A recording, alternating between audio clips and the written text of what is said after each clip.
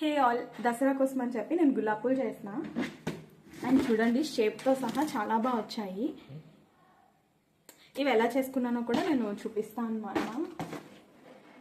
First అయితే ఈ కప్పుతోని 1 cup rice flour, 1 cup మైదా, 1 cup sugar తీసుకున్నా.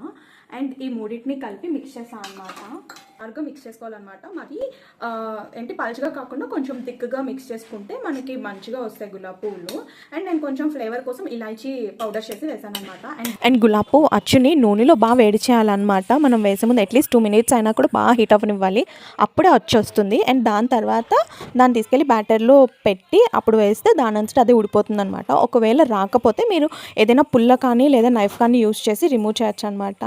అండ్ ఆయిల్లో కూడా ఎక్కువసేపు ఫ్రై చేయకుండా వీడియోలో చూపించినట్టు లైట్ బ్రౌన్ కలర్లో ఉన్నప్పుడే తీసేస్తే అది బయటకు వచ్చాక ఇంకాస్త బ్రౌన్ అవుతుంది అనమాట.